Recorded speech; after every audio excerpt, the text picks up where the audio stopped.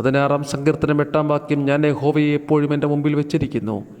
അവൻ എൻ്റെ വലത്ത് ഭാഗത്തുള്ളത് കൊണ്ട് ഞാൻ കുലുങ്ങി പോകയില്ല.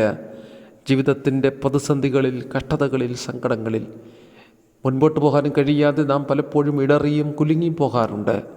ജീവിതത്തിൽ നമ്മെ കുലുക്കിക്കളയുവാനായിട്ട് ഒരുപാട് പ്രതിസന്ധികൾ വന്നേക്കാം. യേശു കർത്താവ് തൻ്റെ അന്ത്യമൊഴികളിൽ ആവർത്തിച്ച് പറയുന്നൊരു പദമാണ്, നിങ്ങളാരും എങ്കിൽ ഇടറിപ്പോകരുത്, കുലുങ്ങിപ്പോകരുത്. ജീവിതത്തിൻ്റെ സങ്കടങ്ങൾ വരുമ്പോൾ വിശ്വാസത്തിൽ നിന്ന് ചോർന്ന്, പ്രാർത്ഥനയിൽ നകന്ന്, ദൈവകൃപയിൽ നകന്നു പോകാൻ ഒരുപാട് സംഗതികൾ വരുമ്പോൾ കുലുങ്ങിപ്പോകാൻ നിൽപ്പാനായിട്ട് നമ്മുടെ ജീവിതത്തിൽ ചെയ്യേണ്ട കാര്യമാണ് ഈ വാക്യത്തിൽ നമ്മൾ വായിക്കുന്നത്. നമ്മുടെ കർത്താവിൻ്റെ മുമ്പിലും നമ്മുടെ കർത്താവിൻ്റെ വശങ്ങളിലും വെച്ച് കർത്താവ് മുമ്പിൽ പോകുന്നു എന്നും കർത്താവ് നമ്മുടെ ചുറ്റാകെ ഉണ്ട് എന്ന് ഉറപ്പോടെ മുൻപോട്ട് പോകാൻ തയ്യാറായാൽ ഒരു നാളും നാം കുലുങ്ങിപ്പോകയില്ല. കർത്താവ് നമ്മെ എല്ലാവരെയും അനുഗ്രഹിക്കുമാറാകട്ടെ. 16-ാം